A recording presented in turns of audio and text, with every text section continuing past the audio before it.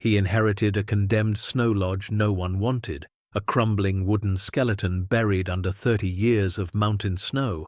But when he broke through the frozen cellar floor, what he discovered in the hidden root chamber beneath would make him one of the richest men in America and change his daughter's life forever. Before we dive into the story, make sure to smash subscribe because tomorrow we have an extra special story for you that will blow your mind.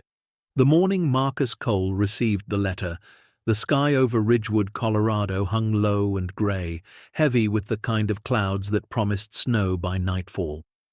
He stood at the kitchen counter of his small rental house, coffee growing cold in his hand, reading the same paragraph for the 4th time. The words didn't make sense. They couldn't make sense. Dear Mr. Marcus Cole, we regret to inform you of the passing of your great-uncle, Walter Raymond Cole, on the 17th of November. As the sole named beneficiary in his last will and testament, you are hereby entitled to the property known as Pinehurst Lodge, located at 14 Mountain Ridge Road, Elkhorn Valley, Colorado. Please contact our offices at your earliest convenience to discuss the transfer of deed and associated responsibilities. Marcus set the letter down slowly, his calloused fingers leaving a faint smudge on the expensive paper. He hadn't spoken to his great-uncle Walter in over 20 years. Hadn't even known the man was still alive, truth be told. In the Cole family, Walter was less a person and more a cautionary tale. The eccentric who vanished into the mountains, the hermit who chose solitude over family, the fool who wasted his life chasing things that didn't matter. And now, apparently, that fool had left Marcus everything. "Daddy?" A small voice came from the hallway. Marcus turned to see his daughter Lily standing in the doorway, her dark hair tangled from sleep, clutching the worn stuffed rabbit she'd had since she was 3. She was 9 now, but she still held on to that rabbit like it was a lifeline. Marcus understood. After everything they'd been through, he'd hold on to anything that still felt safe, too. "Morning, sweetheart," he said, forcing a smile. "You hungry?" Lily nodded, but didn't move. Her eyes, the same deep brown as her mother's had been, fixed on the letter in his hand. "What's that?" Marcus hesitated. He wasn't sure how to explain something he didn't understand himself. "Just some news," he said finally. "About family." Good news or bad news? He looked at the letter again, then back at his daughter. "I'm not sure yet, baby. I'm really not sure." The law office of Pemberton and Associates occupied a narrow brick building on Main Street, sandwiched between a hardware store and a diner that had seen better decades. Marcus arrived at 10 sharp, still wearing his work boots and flannel jacket, still smelling faintly of sawdust from yesterday's job. He hadn't owned a suit since Sarah's funeral, and he wasn't about to buy one now. The lawyer, a thin man named Howard Pemberton with wire-rimmed glasses and a voice like dry leaves, gestured for Marcus to sit across from his cluttered desk. "Mr. Cole," Pemberton began, shuffling through a stack of yellowed documents, "I'll be direct with you. Your great-uncle Walter was a complicated man. He came to me 32 years ago with very specific instructions about his estate, instructions that were not to be executed until his death, and only to one person." "Me," Marcus said. "You." Pemberton nodded. He was quite adamant. "I asked him once why you, specifically. Do you know what he told me?" Marcus shook his head. He said, "Because that boy knows what it means to keep going when everything falls apart. He'll understand what I've built." Pemberton peered at Marcus over his glasses. "I confess, I didn't know what he meant at the time, but I've done some research since his passing. Your wife, Sarah, the cancer, raising your daughter alone these past 2 years while working 3 jobs. He paused. "I think I understand now." Marcus's throat tightened. He didn't like strangers knowing his pain, cataloguing it like entries in a ledger. "What exactly did he leave me?" Pemberton slid a photograph across the desk. It showed a massive wooden structure nestled against a mountainside, surrounded by towering pines. Even in the faded image, Marcus could see its bones were good. Wide porches, stone chimneys, the kind of craftsmanship they didn't do anymore. But he could also see the rot, the collapsed sections of roof, the windows dark and hollow like empty eyes. Pinehurst Lodge, Pemberton said. Built in 1923 by a mining baron named Harold Finch. Your great-uncle purchased it in 1978. It sits on 47 acres in Elkhorn Valley, about 90 miles northwest of here. Marcus studied the photograph. It looks condemned. It is condemned, Pemberton confirmed. The county issued the order 8 years ago. Structural damage, fire hazards, potential asbestos in the older sections. There are also outstanding property taxes totaling approximately $43,000. If those aren't paid within 60 days of the deed transfer, the county will seize the property and proceed with demolition. Marcus almost laughed. Almost. Here he was, barely making rent, and some uncle he'd never really known had left him a condemned money pit with a $43,000 debt attached. It was the kind of cruel joke the universe seemed to specialize in lately. Mr. Cole, Pemberton continued, his tone softening slightly, I'm legally obligated to inform you that you can refuse the inheritance. Walk away. Let the county have it. No one would blame you. Marcus should have said yes, should have signed whatever papers made this someone else's problem, but something in that photograph held him. The way the lodge sat against the mountain, stubborn and still standing despite everything. It reminded him of something, of someone. I want to see it first, he heard himself say, before I decide anything. Pemberton nodded slowly. I thought you might say that. Your great-uncle thought so too. He reached into his desk drawer and produced a small wooden box, sliding it across to Marcus. He left this for you as well, said you'd need it when you were ready. Inside the box was a single key, old, iron, heavy in Marcus's palm. It was cold, even though the office was warm, cold like it had been waiting in the dark for a very long time. What does it open? Marcus asked. Pemberton shook his head. He never told me, but he said you'd figure it out. He seemed quite certain of that. Marcus drove home in silence, the key sitting in his jacket pocket like a question he wasn't ready to answer. That night, after Lily had gone to bed, he sat alone at the kitchen table and called his sister. Margaret answered on the third ring, her voice carrying the particular exhaustion of someone who had spent the day managing other people's problems. She worked as a hospital administrator in Denver, lived in a nice house with her nice husband and their 2 nice children. She had always been the successful one, the one who did things right. Marcus loved her, but he didn't always like her. You got the letter, she said. It wasn't a question. You knew about this. Pemberton called me as a courtesy. I'm not named in the will, but he wanted to give me a heads up that you might reach out. She paused. Marcus, please tell me you're not actually considering keeping that place. I haven't decided anything yet. There's nothing to decide. Uncle Walter was crazy. Everyone knew it. He spent his whole life hoarding junk in the middle of nowhere, and now he's dumped his mess on you because... She stopped herself, but Marcus heard what she didn't say. Because you're the only one desperate enough to fall for it. I'm going to see it, Marcus said quietly. This weekend, I'm taking Lily. Taking Lily? To a condemned building in the mountains? Marcus, that's dangerous. That's irresponsible. What if something collapses? What if... She needs to get out of this town, Marcus interrupted. She needs to see something besides these same 4 walls and her mother's ghost in every corner. And maybe... He trailed off, not sure how to finish. Maybe what? Maybe I need to see it too. Maybe I need to understand why a man I barely knew thought I was the only person in this family worth trusting with whatever he left behind. Margaret was quiet for a long moment. When she spoke again, her voice had lost its edge. Just be careful, okay? And Marcus, don't get your hopes up. Whatever's in that lodge, it's probably not worth the trouble. It never is. After they hung up, Marcus sat in the dark kitchen for a long time, turning the iron key over and over in his hands. He thought about Sarah, About the trips they'd always planned to take but never did, because there was never enough money, never enough time, always some bill or emergency eating away at their dreams until there was nothing left.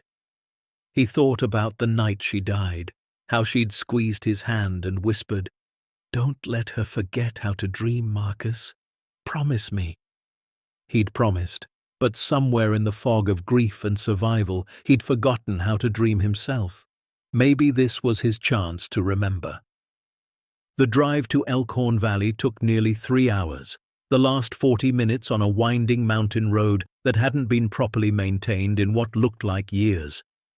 Marcus's old Ford pickup groaned around each curve, protesting the altitude and the cold. In the passenger seat, Lily pressed her face against the window, watching the pine trees scroll past like an endless green wall. "Are we almost there?" she asked for the 5th time. "Almost," Marcus said, checking the hand-drawn map Pemberton had given him. The lodge wasn't on any GPS system, too remote, too forgotten. And then, suddenly, they were there. The road opened into a clearing, and Marcus stopped the truck, his breath catching in his throat. The photograph hadn't done it justice. Pinehurst Lodge rose against the mountainside like something out of a forgotten fairy tale. Massive timber beams, riverstone foundations, a wraparound porch that must have been magnificent once. Even now, broken and buried under 30 years of neglect and snow, it commanded attention. It demanded respect. "Daddy," Lily whispered, her voice filled with wonder, "it's like a castle." Marcus didn't respond. He was too busy looking at the windows, the ones that weren't broken, catching the pale winter light. For just a moment, he could have sworn he saw something move inside. A shadow. A memory. Something waiting. They got out of the truck carefully, their boots crunching through the frozen crust of old snow. The air was sharp and clean, thin with altitude, carrying the scent of pine and something older, something that had been here long before any human hand touched this land. Marcus approached the front door slowly, Lily clinging to his hand. The wood was warped but solid, the brass handle tarnished green. He pulled out the iron key Pemberton had given him, but it was too large for this lock, clearly meant for something else. Instead, he tried the handle. It turned with a groan, and the door swung inward. Inside, the lodge was a cathedral of shadows and dust. The main hall stretched upward 2 full stories, dominated by a massive stone fireplace that still held the ashes of a fire lit decades ago. Furniture sat beneath white sheets like ghosts waiting to be acknowledged.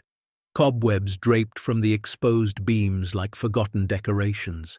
And everywhere, absolutely everywhere, there were boxes, crates, containers stacked along the walls and in the corners, some labeled, some not, all of them sealed and waiting. "What's in all the boxes?" Lily asked, her voice echoing in the vast space.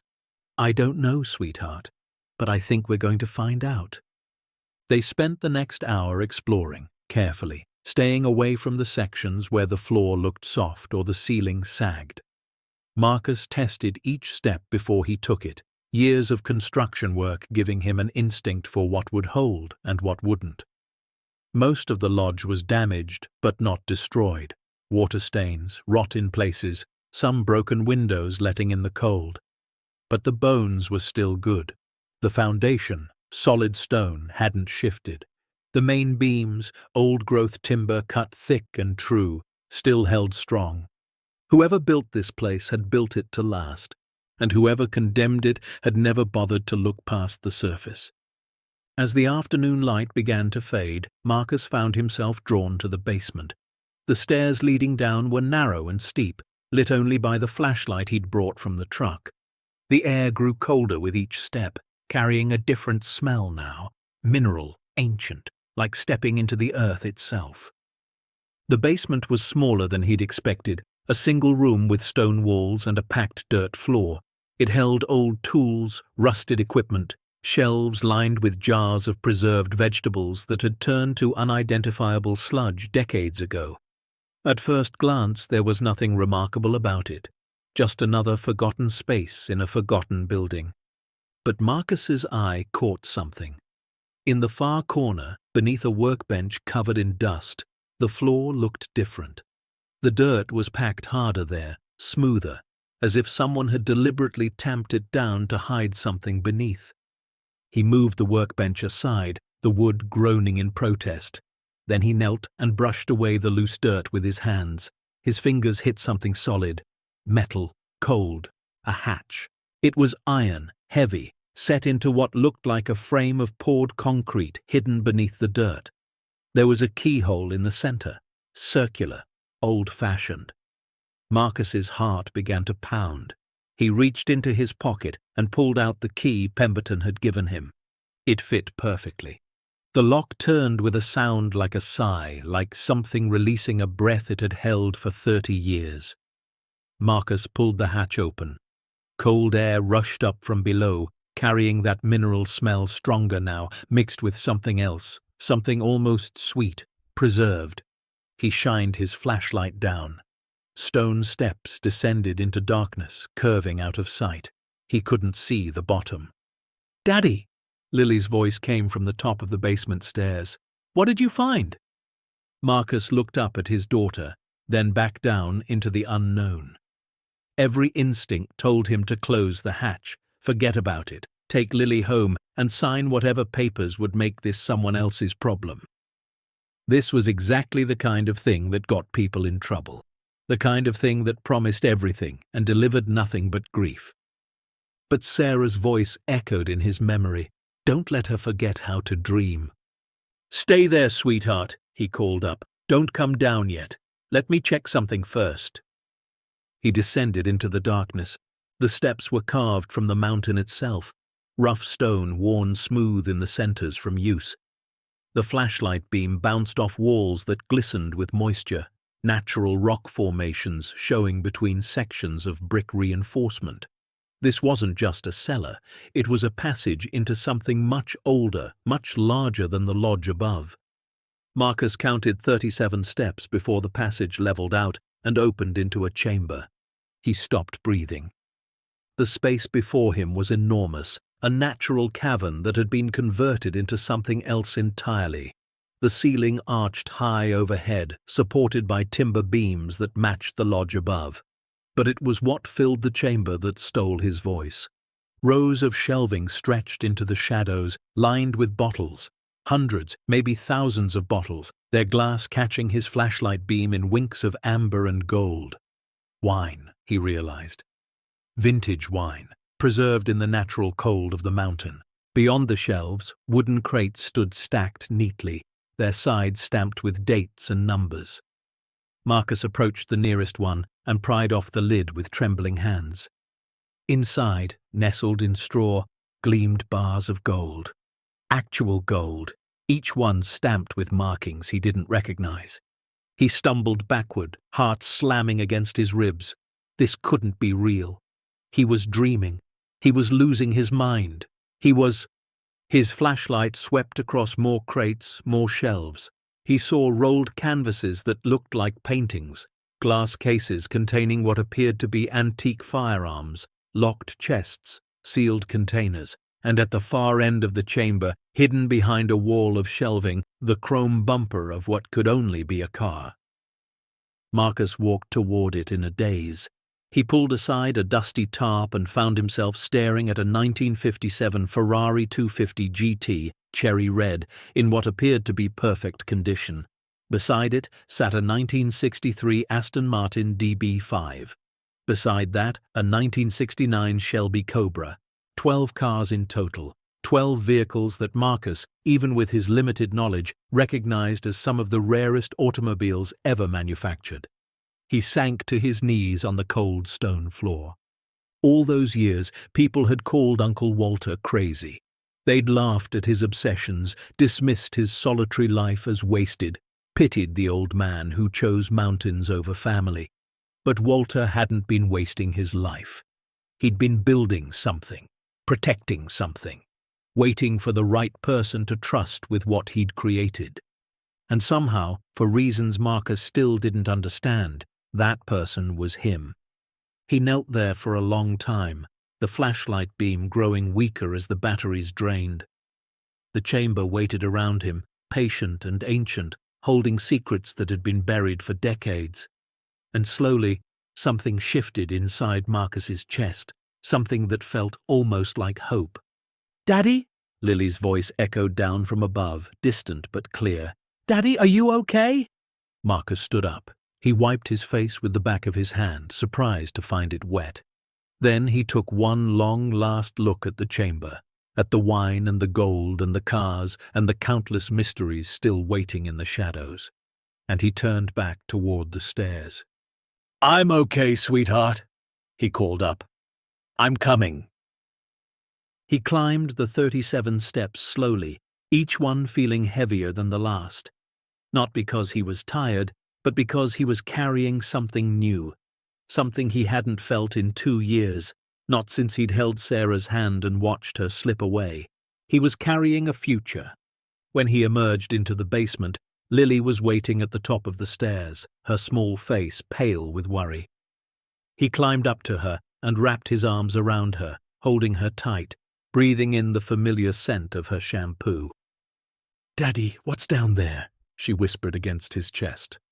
Marcus pulled back and looked into his daughter's eyes, Sarah's eyes, full of questions and wonder and that stubborn hope that refused to die no matter how much the world tried to crush it. "Something incredible," he said softly.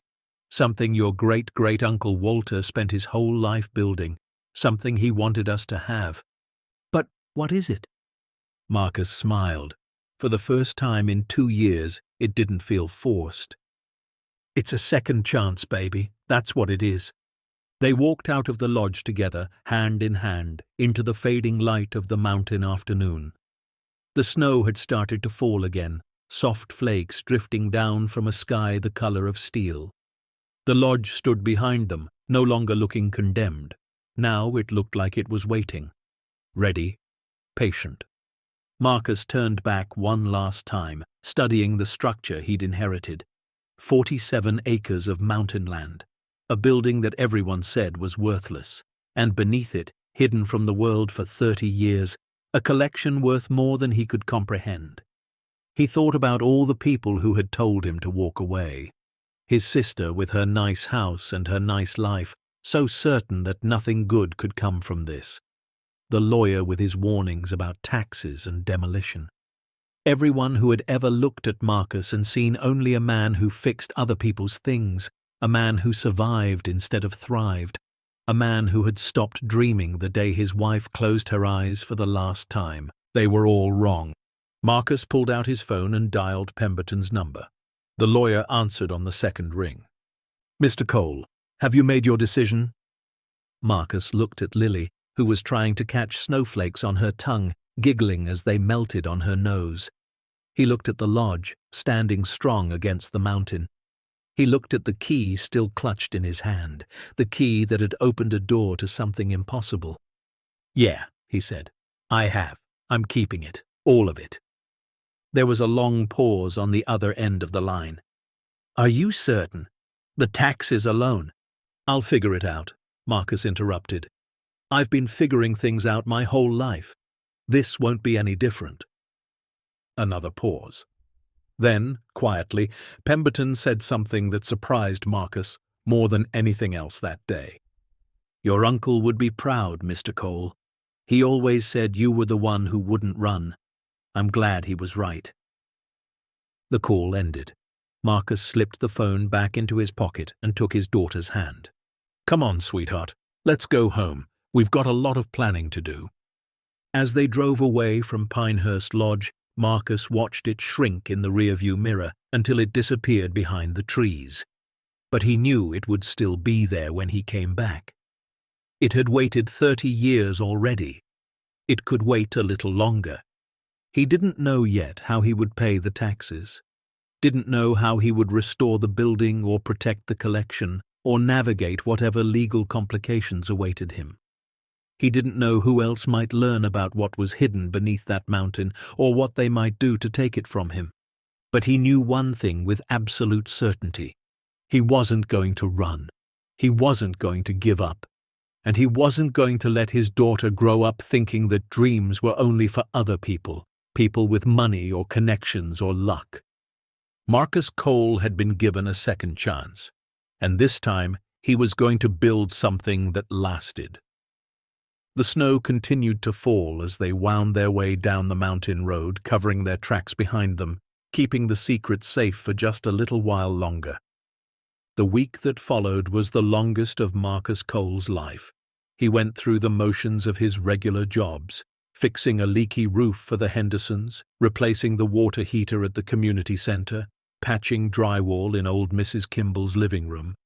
But his mind was 90 miles away, buried under a mountain, surrounded by gold and secrets and questions that multiplied every time he closed his eyes. He hadn't told anyone about what he'd found. Not yet. The weight of it sat in his chest like a stone, pressing against his ribs every time he breathed. At night, after Lily fell asleep, he would sit at the kitchen table with a notebook, trying to make sense of the impossible. He drew diagrams of the chamber from memory, listed everything he could remember seeing, calculated rough estimates that made his hand shake so badly he could barely hold the pen. The gold alone. He'd counted at least 40 crates in that first section of the chamber, each one holding what looked like a dozen bars. If they were real, if they were actually gold, that was nearly 500 bars. At current prices, that could be worth somewhere around $30 million, maybe more. And that was just one corner of the vault. The cars. He'd looked up the models on his phone, scrolling through auction records with his heart pounding. A 1957 Ferrari 250 GT in good condition had sold 3 years ago for over $17 million. The Aston Martin DB5, the same model James Bond drove, regularly fetched between $3 and $5 million. The Shelby Cobra, depending on its history, could be worth anywhere from $2 to $10 million. 12 cars. Conservatively, that was $50 million sitting in an underground garage beneath a condemned building. And he still hadn't explored half of what was down there. By Friday, Marcus couldn't take it anymore. He called his neighbor, a retired schoolteacher named Helen, who had watched Lily a few times before, and asked if she could stay the night.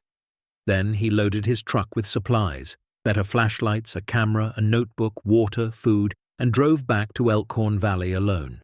He arrived just before sunset, the lodge casting a long shadow across the snow-covered clearing.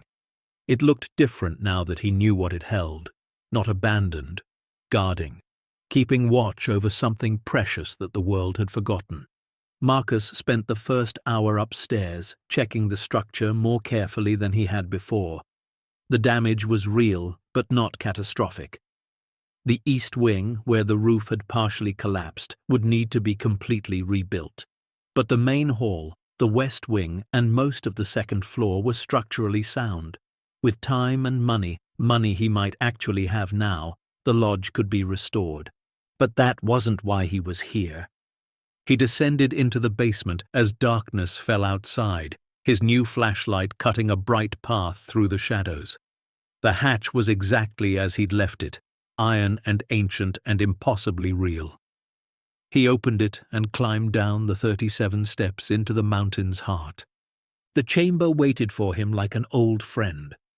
This time, Marcus moved slowly, methodically. He started at the entrance and worked his way clockwise, documenting everything. The wine collection alone filled 6 massive floor-to-ceiling shelving units.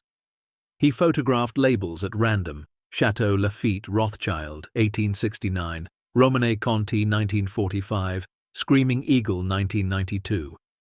Names he'd never heard of, but that his phone told him were among the rarest and most valuable wines ever produced. Some of these bottles, according to his research, could be worth $50,000 or more, each. There were hundreds of bottles, maybe thousands. Beyond the wine, he found the crates of gold he'd discovered before. But there were more than he'd realized. Not 40 crates, but closer to 70, arranged in neat rows against the stone wall, and beside them smaller boxes that held something else. Silver coins, ancient and worn, stamped with symbols Marcus didn't recognize. Roman, maybe, or Greek.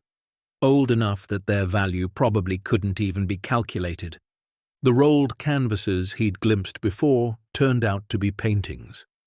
Marcus wasn't an art expert, but even he could recognize quality when he saw it. The brushwork, the colors preserved perfectly in the cool, dry air of the chamber, the frames hand-carved and gilded. He photographed each one carefully, afraid to touch them more than necessary. The antique firearms filled 3 glass display cases, revolvers from the Civil War era, rifles that looked like they belonged in a Western movie, pistols with pearl handles and engraved barrels. Each weapon had a small brass plaque describing its history.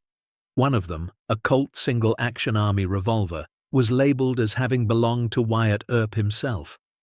Marcus photographed it 3 times, hands shaking. By midnight, he had filled his camera's memory card twice and his notebook was nearly full, and he still hadn't reached the far end of the chamber where the cars waited in their silent rows. But what he found next made everything else seem small. Hidden behind a stack of crates, tucked into an alcove carved from the natural stone, was a desk. Not a workbench like the one in the basement above, but a proper desk, mahogany, polished, with brass handles on the drawers. It looked like it had been transported from a 19th century study, completely out of place in this underground vault, yet somehow perfectly at home. On the desk sat a leather-bound journal. Marcus picked it up carefully, the leather soft and worn beneath his fingers. The pages inside were filled with small, precise handwriting, the kind of penmanship they didn't teach anymore, each letter perfectly formed. The first entry was dated March 15, 1979. Today, I begin the work that will consume the rest of my life. I have purchased the lodge and secured access to the chamber beneath. The previous owner, Harold Finch's great-grandson, had no idea what his family had been guarding for 50 years. He thought it was just an old mine shaft, sealed and forgotten. He was wrong. Marcus turned the pages slowly, reading by flashlight, piecing together a story that spanned decades.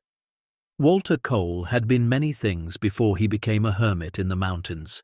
A professor of antiquities at Columbia University, a consultant for museums across Europe, a treasure hunter who had spent 20 years tracking down artifacts that history had lost.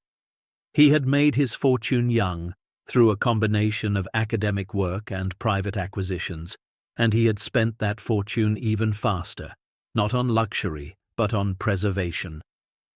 The world destroys what it doesn't understand, Walter wrote in an entry from 1983.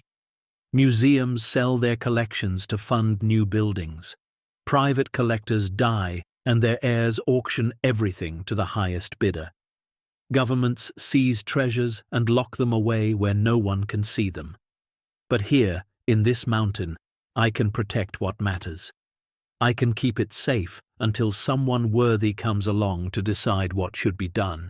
Page after page detailed Walter's acquisitions. The wine collection had been assembled over 15 years, purchased from estates and auctions across Europe, each bottle carefully transported and stored in the chamber's natural climate control. The gold had come from various sources: old family hoards, estate sales, a few purchases from sellers who asked no questions. The cars had been Walter's particular passion, each one rescued from neglect or anonymity and restored to perfect condition. These machines are not just vehicles, he wrote in 1991. They are sculptures. They represent the pinnacle of human craftsmanship in the 20th century. In 50 years, there will be none left. Electric motors and plastic bodies will have replaced everything, but here, in the dark, they will survive, and someday, someone will find them and remember what we were capable of. Marcus read for hours, losing track of time completely. He learned that the paintings included works by artists whose names he recognized: Monet, Renoir, a small sketch that Walter believed was an unknown Da Vinci study. He learned that the coins dated back to the Roman Republic, part of a hoard discovered in France in the 1950s. He learned that Walter had spent the last 30 years of his life barely leaving the property, dedicating every moment to cataloguing, preserving, and protecting what he had built. And then Marcus reached the final entry, dated just 3 months before Walter's death. "I know my time is ending. The doctors say perhaps a year, perhaps less. The cancer has spread too far, but I am not afraid. I have done what I set out to do. The collection is complete, the chamber is secure, and I have chosen my heir." Marcus's breath caught. He turned the page. Marcus Cole, my sister's grandson, twice removed. We met only a handful of times when he was young, and I doubt he remembers me at all. But I have watched him from a distance. I have kept track of his life in ways he will never know. I watched him marry Sarah, a woman full of light and laughter. I watched him build a life with nothing but his hands and his heart. I watched him care for her during the illness, never wavering, never complaining, never giving up even when anyone else would have walked away. And I watched him after she died. I watched him fall apart and put himself back together, piece by broken piece, for the sake of his daughter. I watched him take every job he could find, work himself to exhaustion, sacrifice everything so that little girl would never know how close they were to losing everything. He is the one. I am certain of it. Marcus had to stop reading. His vision had blurred, tears streaming down his face, dripping onto the ancient desk. He sat in the underground chamber surrounded by $250 million worth of treasure, and he wept like a child. When he could finally see again, he turned to the last page. There was one more entry, written in a shakier hand, Walter's final words. "Marcus, if you are reading this, then Pemberton has done his job and the lodge is yours. I know you will have questions. I know you will doubt yourself, doubt whether you deserve this, doubt whether you can handle the responsibility. You can, you must. I did not build this collection for myself. I built it because beautiful things deserve to survive. Because history should not be erased by carelessness or greed. Because someday someone would come along who understood that some treasures are meant to be protected, not sold. You are that someone, Marcus. Not because of your skills or your knowledge, but because of your heart. You know what it means to hold on to something precious when the whole world is trying to take it away. The collection is yours now. What you do with it is your choice. Keep it hidden, share it with the world, sell it, and give Lily the life Sarah would have wanted for her. I will not judge you from beyond the grave. But know this, there are others who know about the chamber, others who have been waiting for me to die so they could claim what I built. They will come for you, Marcus. They will offer money, then threats, then worse. You must be ready. Trust no one until they prove themselves worthy of trust. Protect Lily above all else. And remember, the greatest treasures are not the things we own, but the people we love and the legacy we leave behind. Your great-uncle, Walter Raymond Cole. Marcus closed the journal and sat in silence for a long time. The chamber seemed to pulse around him, alive with decades of secrets and sacrifice. He understood now why Walter had hidden everything, why he had chosen solitude over family, protection over connection. The old man hadn't been crazy at all. He had been a guardian, and now that burden had passed to Marcus. He left the chamber as dawn began to lighten the sky above the mountain. His body ached from hours of sitting on cold stone, but his mind was clearer than it had been in years. He knew what he had to do. First, he needed help. Someone who could verify what he'd found, help him understand its true value, advise him on how to protect it. Someone he could trust with a secret that could change or end his life. There was only one person Marcus knew who fit that description. What happens next will turn this discovery upside down, reveal enemies who have waited decades for this moment, and remind us why sometimes the quietest inheritance carries the most dangerous price. Stay tuned to see what happens next. If you're enjoying the story, please like, share, and subscribe for more. Hank Morrison lived in a cabin about 20 miles outside of Ridgewood, at the end of a dirt road that turned to mud every spring and ice every winter. He was 73 years old, built like a barrel with a white beard that hadn't been trimmed since his wife died 6 years ago. He had worked as an appraiser for 40 years. Art, antiques, jewelry, anything valuable enough to need an expert opinion.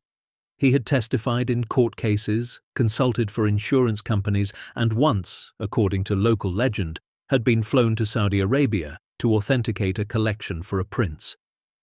He had also been best friends with Marcus's father before the old man passed, and he was the closest thing Marcus had to family besides Lily and his sister. Marcus arrived at Hank's cabin on Sunday afternoon, his truck loaded with photographs and his heart loaded with fear. He had called ahead, but he hadn't explained why. Some things needed to be said in person. Hank met him on the porch, a mug of coffee in one hand and suspicion in his eyes. "You look like hell," he said by way of greeting.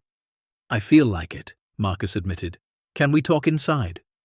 The cabin was small but comfortable, filled with books and old furniture and the particular smell of wood smoke and pipe tobacco that Marcus always associated with safety.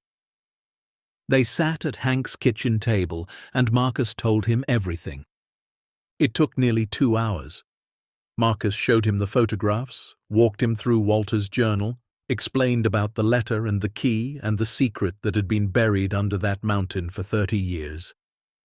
Hank listened without interrupting, his expression unreadable, his coffee growing cold in his hand.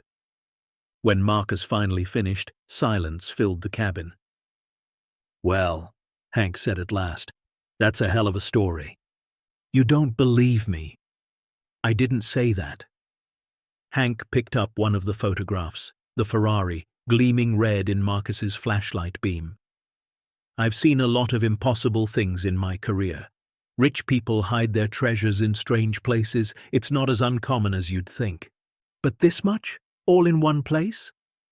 Hank set down the photograph and looked at Marcus with eyes that had seen too much to be surprised by anything. "Your great-uncle was one of the most respected antiquities experts of his generation.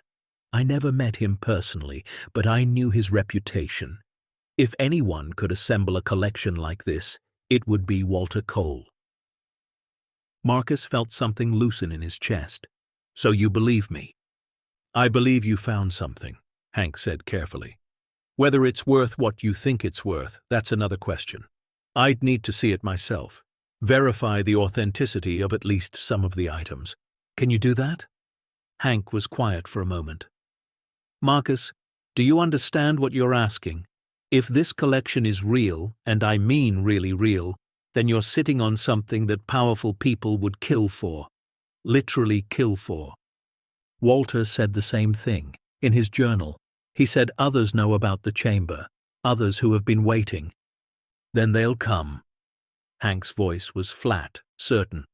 "Whoever they are, however long they've been waiting, they'll come now that Walter's gone. The only thing protecting that collection was an old man's reputation and stubbornness. Now that's gone too." Marcus stared at the table, the weight of responsibility pressing down on him again. "What do I do?" Hank leaned back in his chair, stroking his beard. "First, you say nothing to anyone else.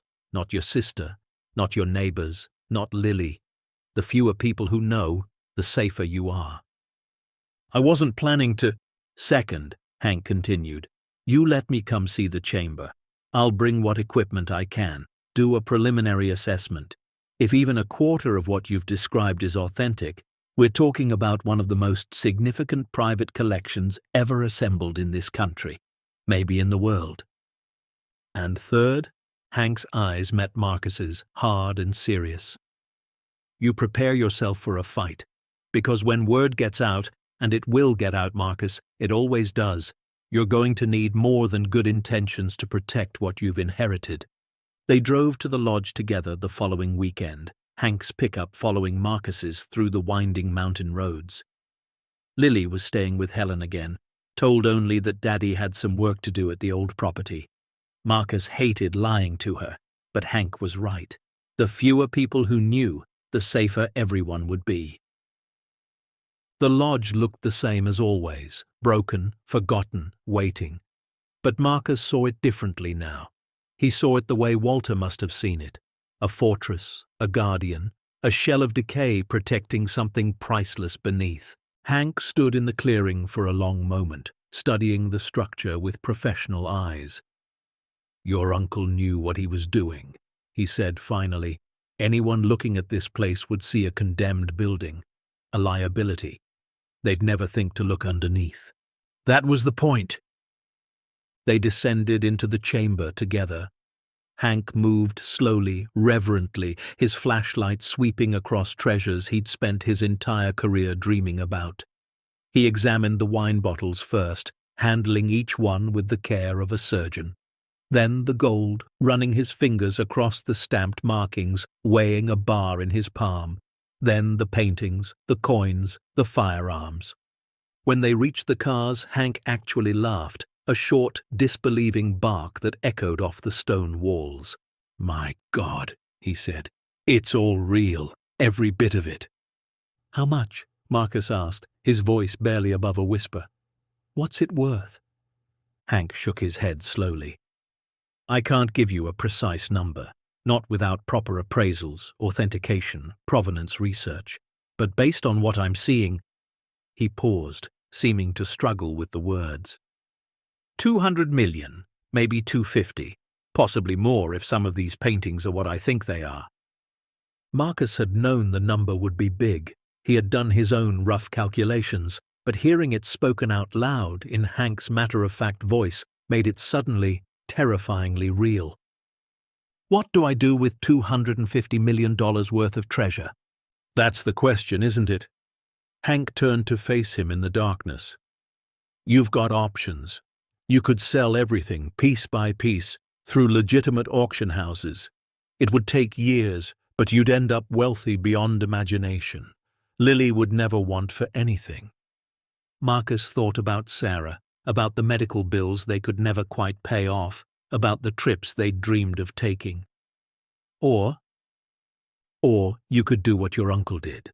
Protect it, preserve it, wait for the right moment to share it with the world. Establish a foundation, a museum, something that would outlast you. Walter said it was my choice, whatever I decided. Hank nodded. "It is. But Marcus, I need you to understand something. The moment you start selling, the moment even one piece from this collection hits the market, people will start asking questions. Where did it come from? Who authenticated it? How did a handyman from Colorado end up with a Da Vinci sketch and a garage full of Ferraris? And they'll come looking." "They're probably already looking." Hank's voice dropped. Walter was careful, but he wasn't invisible. Over 50 years of acquisitions, someone noticed. Someone always notices. They just couldn't do anything about it while he was alive. Marcus remembered Walter's warning in the journal. There are others who know about the chamber, others who have been waiting. "What do you suggest?" "Take your time. Don't rush into anything. Let me do some quiet research. Reach out to some people I trust. We need to understand who the players are before we make any moves." Hank put a hand on Marcus's shoulder. "You've waited this long. A few more weeks won't hurt." They spent the rest of the day cataloguing what they could. Hank took careful notes, photographed everything with his own camera, muttered to himself about authentication and provenance. By the time they emerged from the chamber, the sun was setting behind the mountains, painting the snow orange and gold. "There's one more thing," Hank said, as they walked back to their trucks. "The lodge itself. If you're going to protect what's underneath, you need to protect what's on top. That means dealing with the county, paying off those back taxes, getting the condemnation order lifted." $43,000, Marcus said. "I don't have it." "You have $250 million worth of assets sitting under your feet.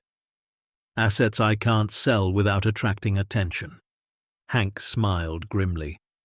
Welcome to the paradox of hidden wealth, rich as a king, poor as a church mouse. He climbed into his truck, then paused with the door open. "Give me a week. I might know someone who can help with a short-term loan. Quietly, discreetly. Someone who understands the value of patience. Marcus nodded, though uncertainty gnawed at his stomach. Every person who knew was another potential leak, another crack in the wall of secrecy that protected him and Lily. "Hank," he called as the old man started his engine. "Thank you for believing me." Hank's expression softened. "Your father was my best friend, Marcus, and you're the closest thing I've got to family. Of course I believe you." He put the truck in gear. "Just be careful. Trust is a luxury you can't afford right now." Marcus watched him drive away, the taillights disappearing around the bend in the mountain road. Then he turned back to the lodge, standing dark and silent against the twilight sky. "Trust no one," Walter had written. But how was he supposed to protect this place, protect Lily, protect everything, completely alone? The answer came 3 days later, and it wasn't the one Marcus had hoped for. He was at the hardware store in Ridgewood, picking up supplies for a job, when he noticed a man watching him. The stranger stood near the paint aisle, pretending to examine color samples, but his eyes kept drifting toward Marcus. He was tall, maybe mid-50s, wearing an expensive wool coat that looked ridiculously out of place in a small-town hardware store. Marcus paid for his supplies and headed for the exit, his pulse quickening. The stranger followed. Outside, in the parking lot, the man caught up to him. "Mr. Cole?" The voice was smooth, cultured. "Marcus Cole." Marcus turned slowly, keeping his hands visible, his body angled toward his truck. "Who's asking?" The man smiled. It didn't reach his eyes. "My name is Dominic Ashworth. I represent a group of collectors who have been interested in your great-uncle's estate for some time." Marcus's blood went cold. "I don't know what you're talking about." "Please, Mr. Cole, let's not insult each other's intelligence." Ashworth reached into his coat. Marcus tensed and withdrew a business card. "We know about the lodge. We know about what's beneath it. We've known for quite some time." Marcus didn't take the card. "If you knew, why didn't you make a move while Walter was alive?" "Your uncle was a formidable man. He had protections in place, legal arrangements that made any direct approach inadvisable." Ashworth's smile widened. "But those protections died with him, and now the property belongs to you. It's not for sale. Everything is for sale, Mr. Cole. It's simply a matter of finding the right price." Ashworth tucked the card into Marcus's jacket pocket without permission. "We're prepared to offer $50 million for the contents of the chamber. Cash, untraceable, deposited anywhere in the world you choose. You could take your daughter and disappear, start a new life somewhere warm, never work another day. 50 million. The number hung in the air between them. It was more money than Marcus could have imagined a month ago, enough to give Lily everything Sarah had ever dreamed of. But it was also less than a quarter of what the collection was actually worth. Which meant Ashworth and his collectors knew exactly what they were buying. They just assumed Marcus was too ignorant to realize he was being cheated. "I said no." Ashworth's expression didn't change, but something shifted behind his eyes, something cold. "I urge you to reconsider, Mr. Cole. This is a generous offer, a fair offer, and it comes with certain assurances of safety that the alternative does not provide." "Is that a threat?" "It's reality." Ashworth straightened his coat. "You're a handyman with a 9-year-old daughter and a rental house you can barely afford. You have no resources, no connections, no power. You've inherited something that powerful people want, and you have absolutely no way to protect it." Marcus stepped closer, close enough to see the flicker of surprise in Ashworth's eyes. "You don't know anything about me. You don't know what I can protect or what I'm willing to do to protect it. And you can tell your collectors that the answer is no. Today, tomorrow, forever."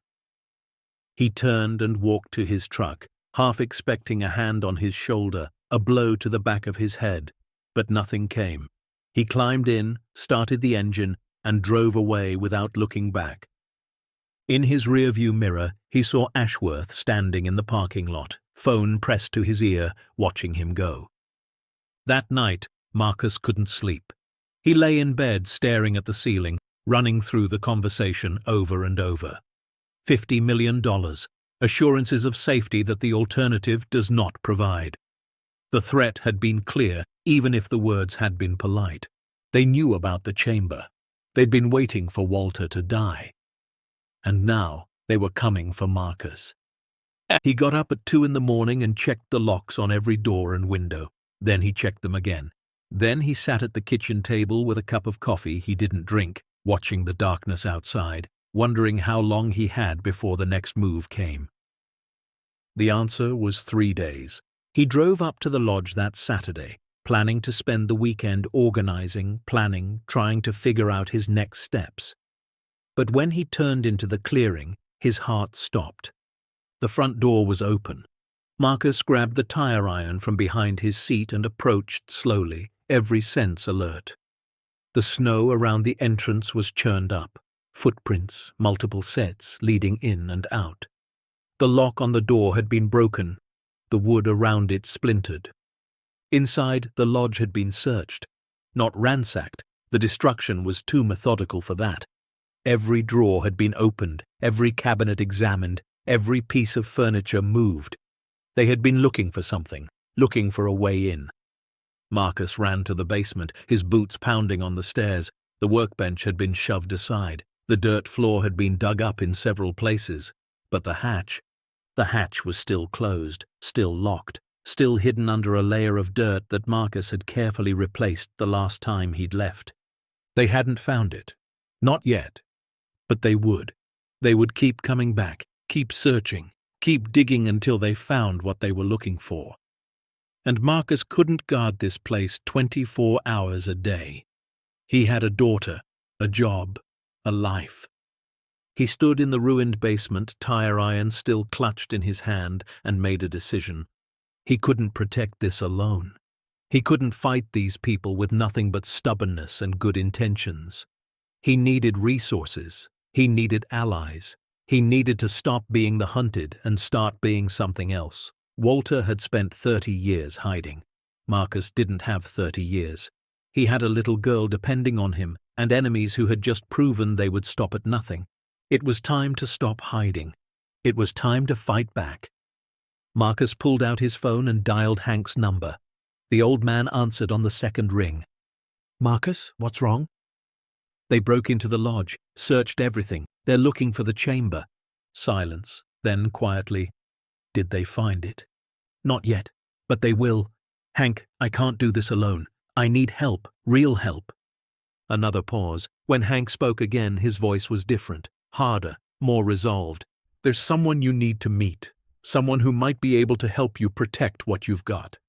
But Marcus, once you go down this road, there's no going back. You understand that?" Marcus looked around the destroyed basement, thought about Lily's face, thought about Sarah's voice telling him not to let their daughter forget how to dream. "I understand," he said. "Tell me what I need to do."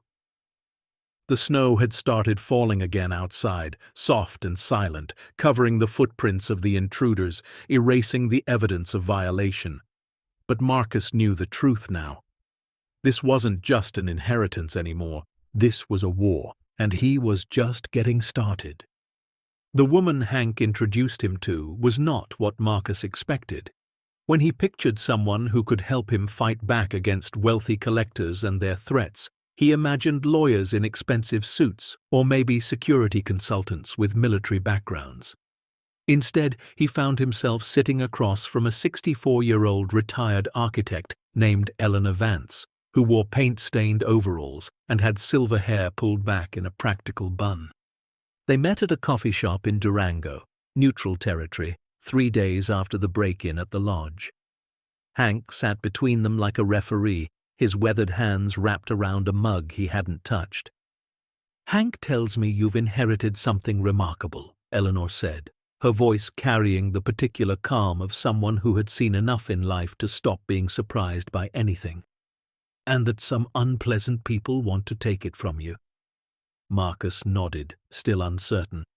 With respect, I'm not sure how an architect helps me with that problem. Eleanor smiled. It transformed her face, made her look decades younger. Let me tell you a story, Mr. Cole. 30 years ago, I was hired to design a museum in Santa Fe. Private collection, very wealthy client. 3 months into construction, people started showing up. Lawyers claiming ownership disputes, inspectors finding code violations that didn't exist, contractors backing out of contracts overnight. She sipped her coffee. My client wanted to give up, sell everything, walk away, but I convinced him to fight. What happened? We won. Took 4 years and cost more than the original construction budget, but we won. That museum is still standing today, and the people who tried to take it are either dead, bankrupt, or in prison. Her eyes met Marcus's, sharp and clear. The point is, I've been through this before. I know how these fights work, and more importantly, I know how to win them. Marcus glanced at Hank, who nodded almost imperceptibly. What would you suggest? Eleanor leaned forward. The first thing you need to understand is that these people, whoever they are counting on you being scared and alone. They expect you to hide, to try to protect the collection by keeping it secret. But secrets are vulnerabilities. The moment someone discovers what you're hiding, you lose all your leverage. So what's the alternative? You go public, not with everything, not right away, but you establish yourself as the legitimate owner of a significant historical property. You bring in the right kind of attention, media, historians, preservation societies. You make it impossible for anyone to make you disappear quietly. Marcus felt something shift in his chest. It was the opposite of everything his instincts told him. Walter had spent 30 years hiding. The chamber existed precisely because it was secret. And now this woman was suggesting he throw open the doors? That sounds dangerous. It is, Eleanor agreed.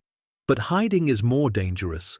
Right now you're a handyman with no resources and no connections. If you disappear tomorrow, who would even notice? Who would ask questions? She paused, letting the words sink in. But if you become the owner of a nationally recognized heritage site, if journalists have written about you, if preservation organizations have endorsed your work, then suddenly you matter. Suddenly, anyone who wants to harm you has to answer to the public. Marcus thought about Ashworth's smooth voice, his veiled threats. Assurances of safety that the alternative does not provide. The man had been so confident, so certain that Marcus would fold. Because why wouldn't he? A nobody from nowhere with nothing to lose except everything. You're talking about making myself too visible to kill. Eleanor's smile returned, grimmer this time. Essentially, yes. The plan they developed over the next few weeks was simultaneously simple and terrifying. Step 1. Legitimize the property, pay off the back taxes, get the condemnation order lifted, begin visible restoration work on the lodge itself. Step 2. Build a public presence. Reach out to historical preservation organizations, apply for landmark status, invite carefully selected journalists to document the restoration. Step 3. Assemble a team. Not hired security guards who could be bribed or threatened, but local people with stakes in the community, people who would notice if anything went wrong and who would ask questions. The money for Step 1 came from the chamber itself.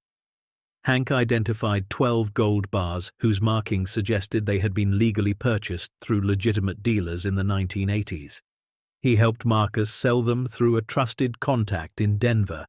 Not enough to attract attention, but enough to generate just over $300,000 in clean, documented cash. Marcus paid off the $43,000 in back taxes on a Tuesday morning in late January. The clerk at the county assessor's office looked at him like he'd grown a second head when he handed over the certified check. "You're paying this off? The whole thing?" "Yes, ma'am." "You know that property's condemned, right? Structurally unsound. The county was planning to demolish it in the spring." Marcus smiled. "Not anymore." Getting the condemnation order lifted took another 3 weeks and considerably more effort. Marcus had to hire a structural engineer to assess the building, then submit detailed plans showing how the unsafe areas would be remediated. Eleanor helped him navigate the bureaucracy, drafting proposals and attending meetings with county officials who seemed genuinely confused that anyone would want to save the old lodge. "It's historical," Eleanor told one particularly skeptical inspector. "Built in 1923 by Harold Finch, one of the most successful mining operators in Colorado history. The craftsmanship alone is worth preserving." The inspector squinted at her. "Lady, it's a broken-down building in the middle of nowhere." "So was Monticello once." Eleanor's voice never wavered. "So was the Alamo. So was every historical site before someone decided it was worth saving." By February, the condemnation order had been lifted, replaced by a restoration permit that allowed work to begin on the structure. Word spread through Ridgewood and the surrounding towns faster than Marcus could have imagined. The handyman who'd inherited old Walter Cole's property was actually fixing it up. People were curious. Some were skeptical. A few were genuinely interested. The first volunteer showed up on a Saturday morning in early March. His name was Dale Richter, 47 years old, an Army veteran who had done 2 tours in Afghanistan before coming home to find that his job at the lumber mill had been eliminated and his marriage had fallen apart. He lived in a trailer on the edge of town and picked up day labor when he could find it. Marcus was on a ladder replacing shingles when Dale's pickup truck pulled into the clearing. The man who climbed out was built like a linebacker, with close-cropped grey hair and eyes that had seen things Marcus couldn't imagine. "Heard you were working on the old Finch place," Dale said, squinting up at the roof. "Thought maybe you could use a hand." Marcus climbed down slowly, sizing up the stranger. "I might. You have construction experience?" 12 years in the Corps of Engineers, built bridges in Kandahar that are probably still standing. Dale's expression didn't change. "Also heard some people want to take this place from you. Thought maybe you could use someone watching your back." Marcus felt a chill that had nothing to do with the mountain air. "Who told you that?" "Nobody told me anything directly, but I've been around long enough to recognize when someone's in a fight."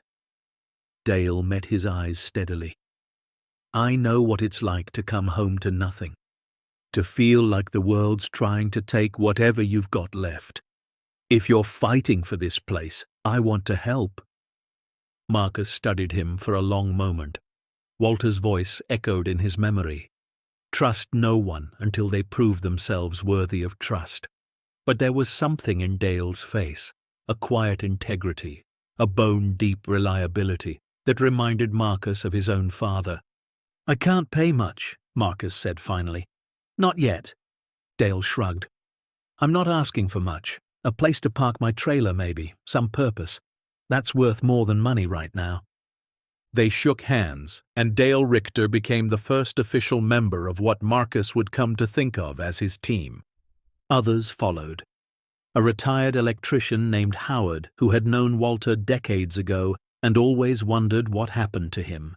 A young woman named Jessica, who worked at the County Historical Society and saw the restoration permit come through. A group of teenagers from Ridgewood High School who needed volunteer hours for graduation and found themselves genuinely interested in the work. And then there was Lily. Marcus had kept his daughter away from the lodge during the initial chaos. The break-in, the threats, the frantic planning. But as the restoration began to take shape, as the building transformed from a condemned ruin into something that might actually survive, he couldn't keep her away any longer. She deserved to be part of this. The first time Lily walked through the lodge's front door, her eyes went wide as dinner plates. The main hall still needed work. Scaffolding covered one wall, and plastic sheeting hung where windows would eventually be replaced, but the bones of the place were visible now. The massive stone fireplace cleaned of decades of soot. The carved wooden banisters stripped and sanded and waiting for new finish. The vaulted ceiling, its timber beams revealed for the first time in 30 years. "Daddy," Lily whispered, her voice echoing in the vast space. "It's like a palace." Marcus knelt beside her, his hand on her shoulder. "It was your great-great-uncle's home. He left it to us." "To us? Really?" "Really." He watched her face, saw the wonder there, the same wonder he'd felt when he first descended into the chamber. "And I'm going to fix it up. Make it beautiful again. Would you like to help?" Lily nodded so hard her whole body shook. "Can I have my own room here, when it's finished?" Marcus laughed, the sound surprising him. He hadn't laughed like that in months. "You can have any room you want, sweetheart. Pick one out." She took off running, her footsteps echoing through the empty hallways, her voice calling back, "This one! No, wait! This one's bigger! Daddy, come look!"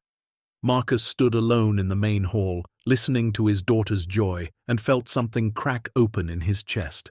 Not pain, he'd felt enough of that to recognize it. This was different. This was hope, fragile and unfamiliar, like a plant breaking through frozen soil. He was going to make this work. For Lily. For Walter. For Sarah, who had never stopped believing in him even when he'd stopped believing in himself. Whatever it took. The journalists came in April. Eleanor had reached out to a woman named Vera Santos, an investigative reporter who specialized in stories about historical preservation and cultural heritage. Vera had won awards for her coverage of a scandal involving stolen Native American artifacts being sold on the black market.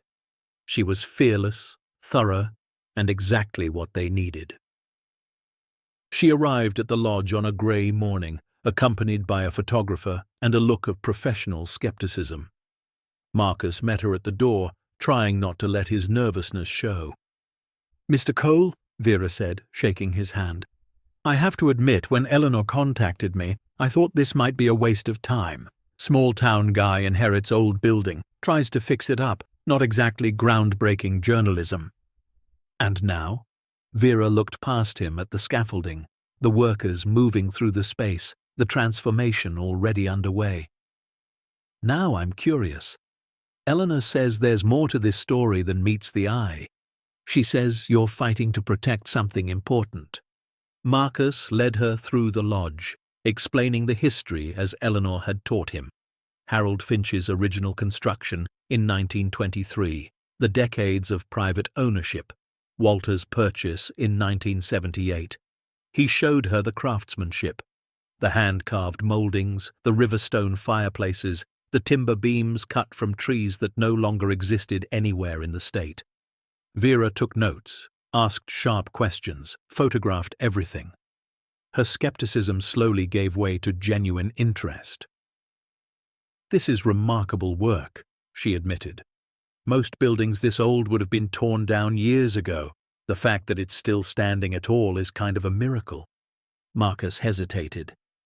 They had reached the moment he'd been dreading, the moment where he had to decide how much to reveal. Eleanor had coached him extensively. "Tell her about the threats," she'd said. "Tell her someone's trying to take the property from you.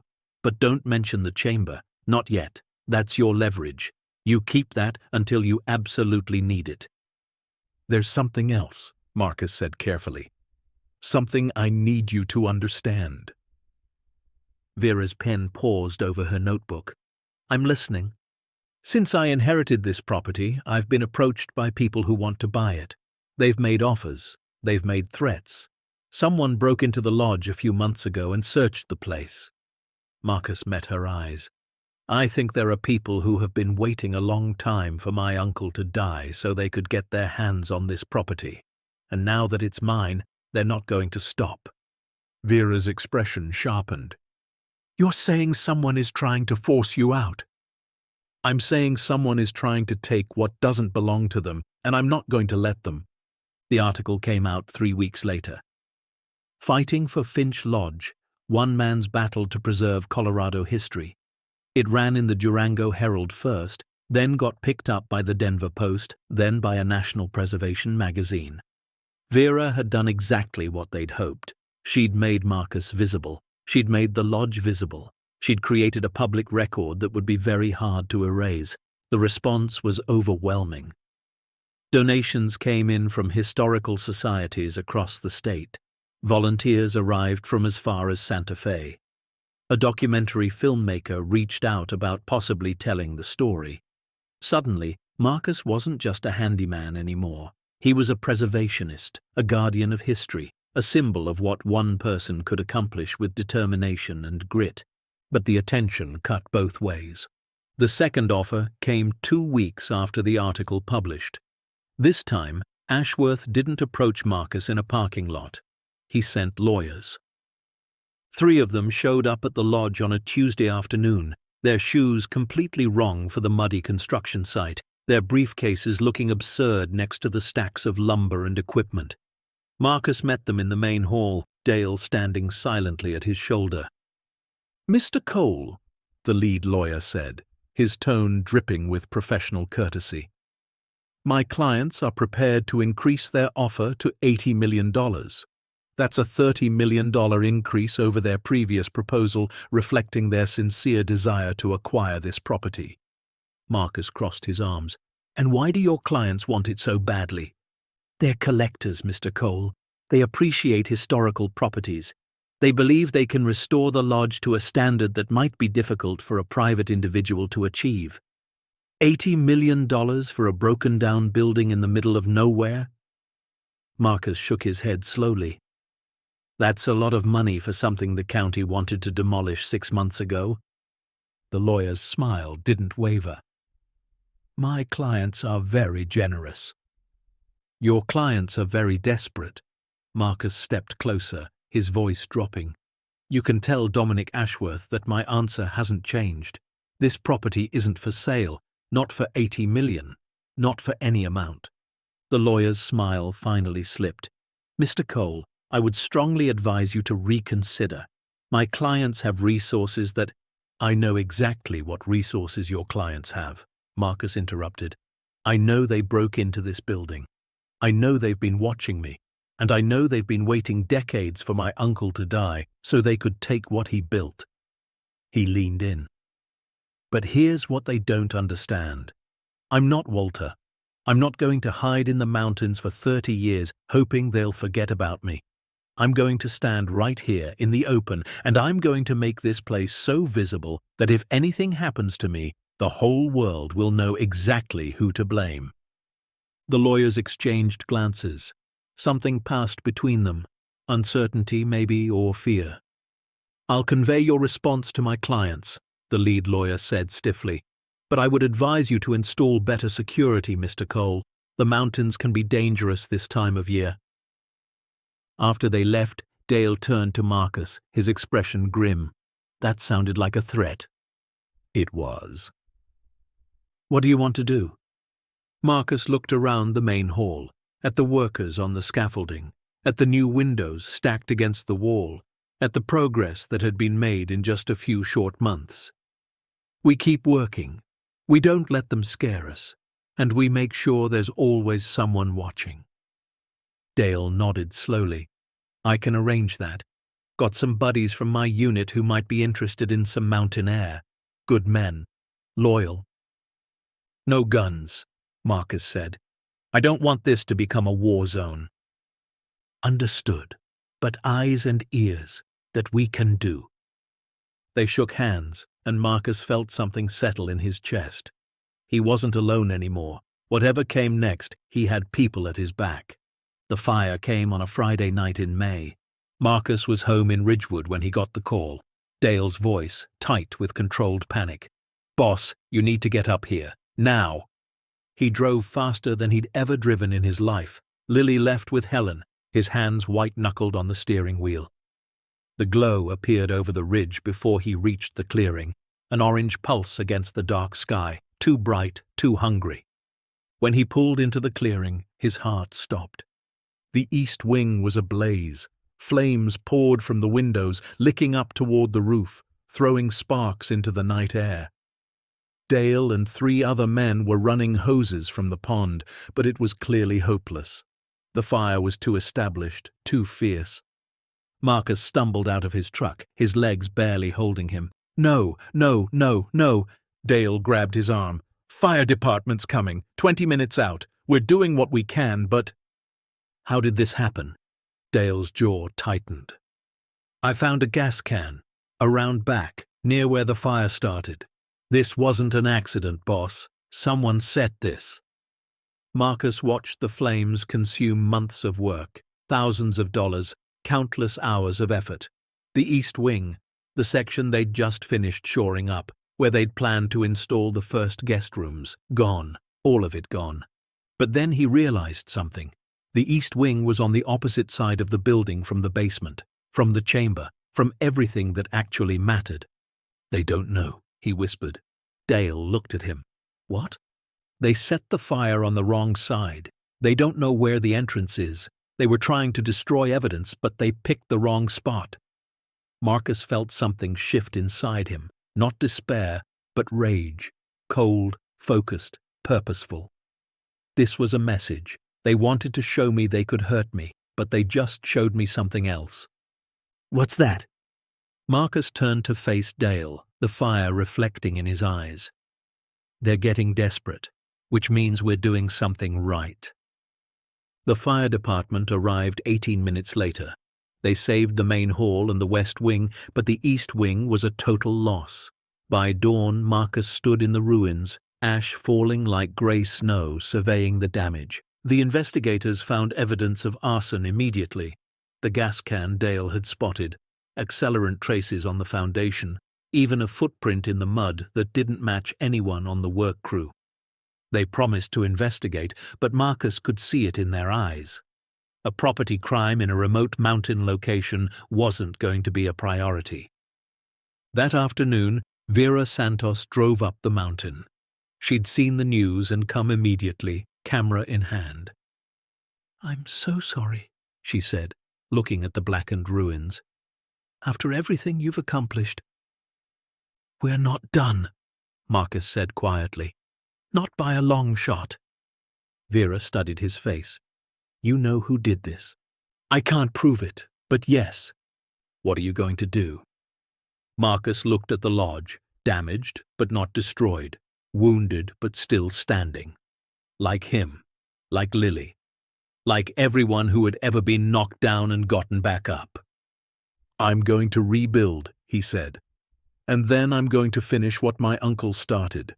I'm going to make this place so significant, so protected, so visible that anyone who touches it will regret it for the rest of their lives."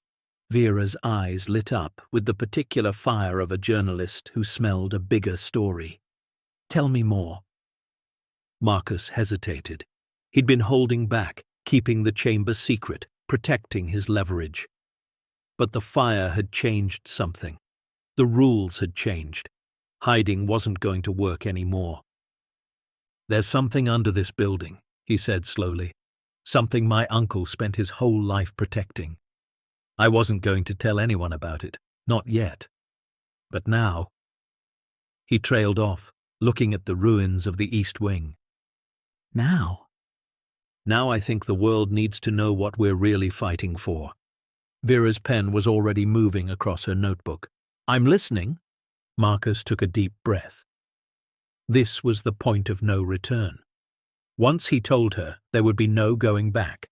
The secret would be out, the collection exposed. Everything would change. But change was already happening. The fire had proven that.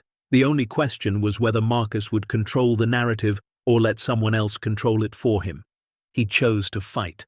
"What I'm about to tell you," he said, "is going to sound impossible, but I can prove every word of it, and when this story gets out, the people who set that fire are going to wish they'd never heard my name."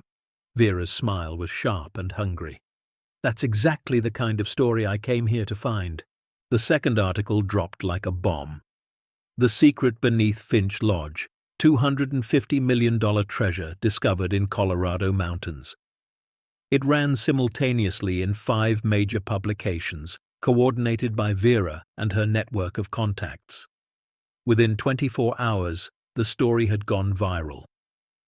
Within 48, camera crews were parked at the bottom of the mountain road, held back by Dale and his veterans, while Marcus's phone rang so constantly he finally had to turn it off. The world knew now. Everyone knew. The gold, the paintings, the cars, the wine. Vera had documented it all with photographs and expert verification. She'd told the story of Walter Cole, the reclusive collector who spent 5 decades building one of the most significant private collections in American history.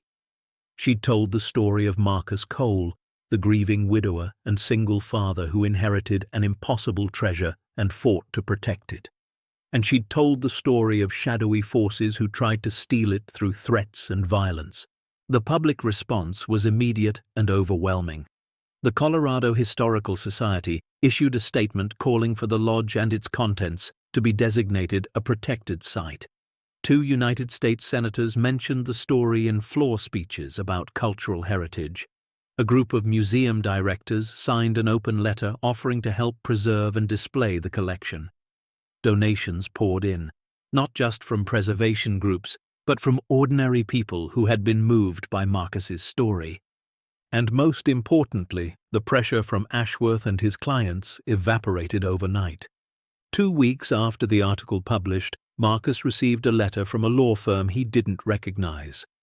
It informed him that their clients had withdrawn all interest in the Finch Lodge property and wished him success in his preservation efforts. No threats, no veiled warnings, just surrender, dressed up in legal language.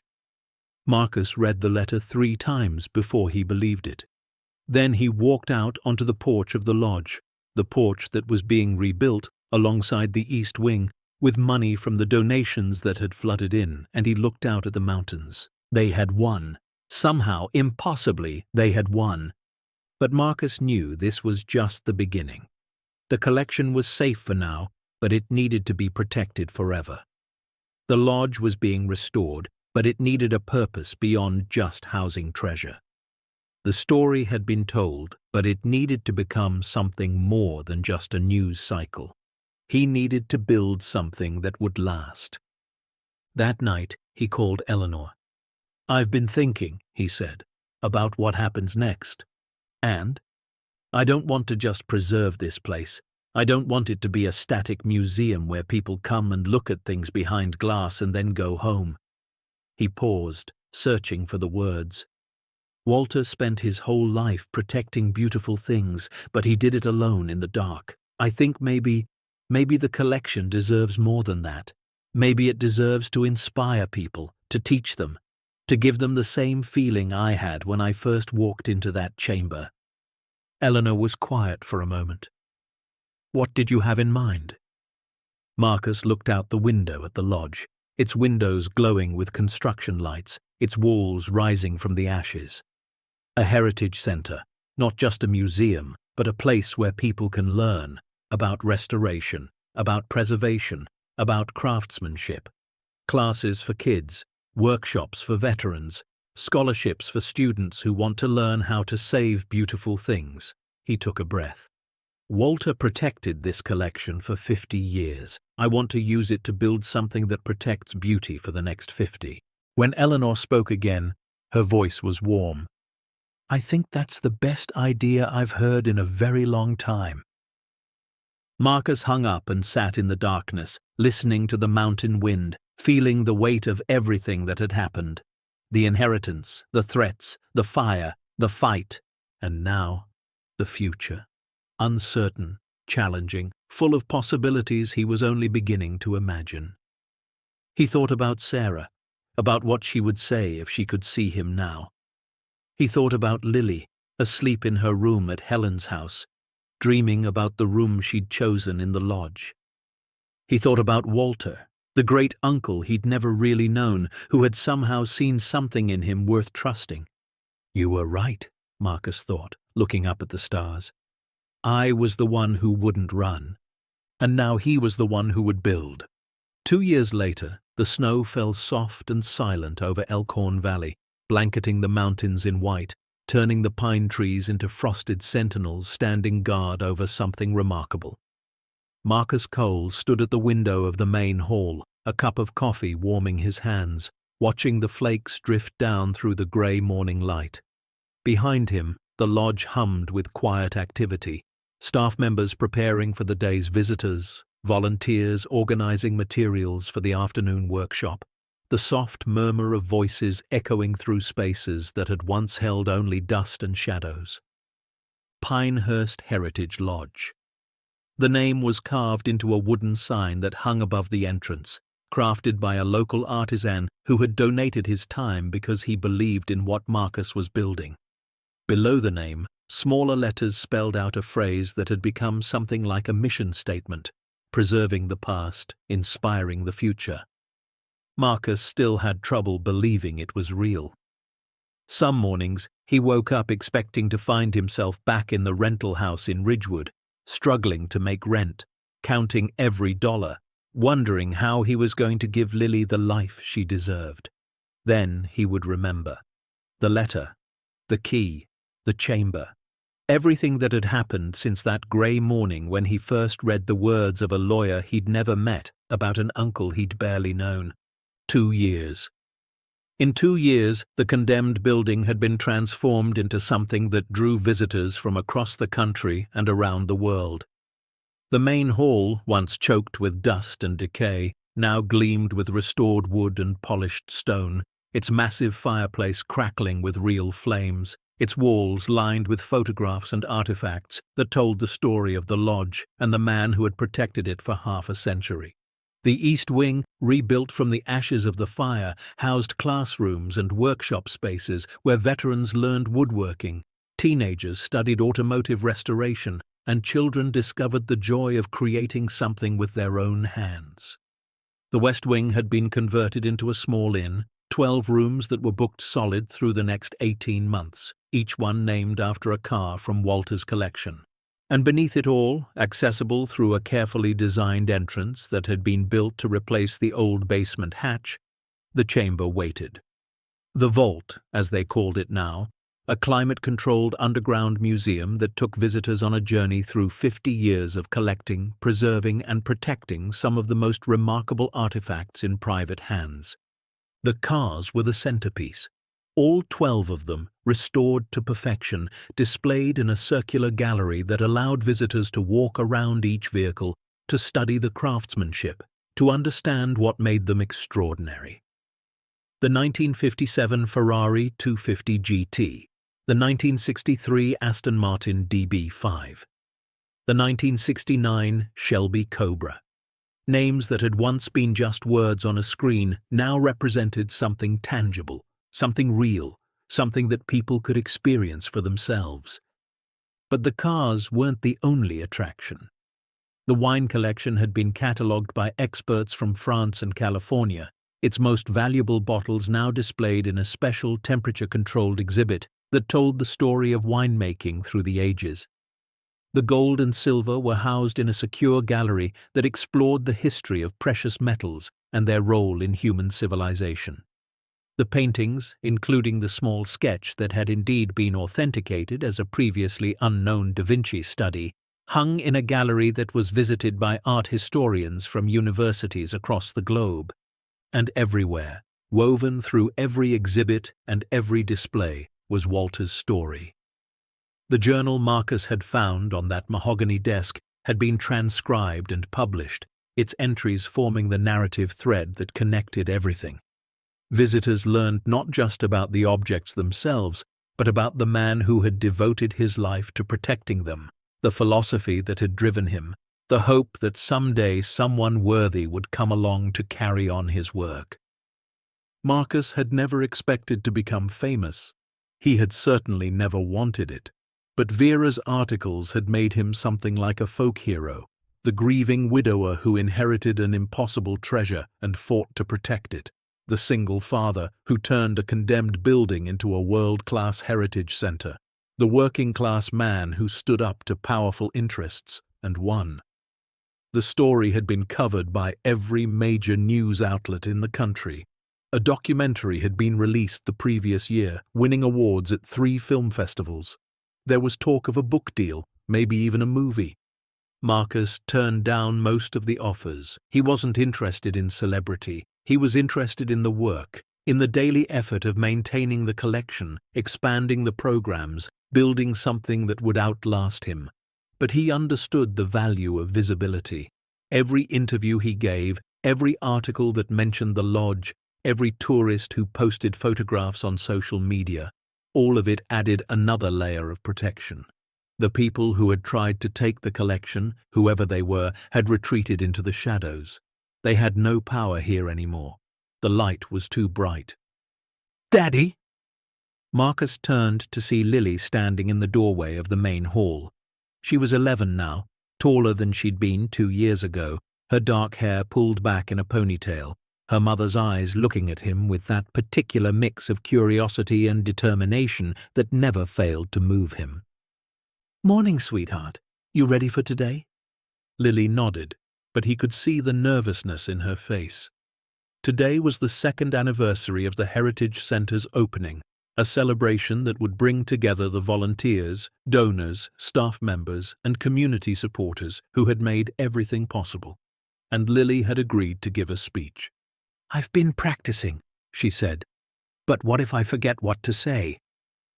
Marcus crossed the room and knelt in front of her, his hands on her shoulders.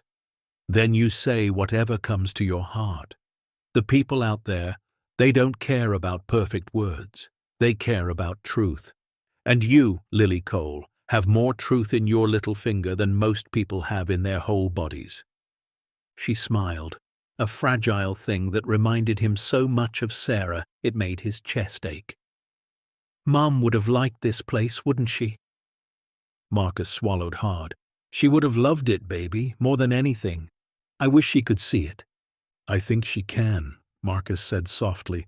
"I think she's been watching the whole time." They stood together in the main hall, father and daughter, surrounded by the legacy they had built from ashes and hope. Outside, the snow continued to fall, and somewhere in the distance, a car engine rumbled as the first visitors of the day began making their way up the mountain road. The celebration began at 2 in the afternoon.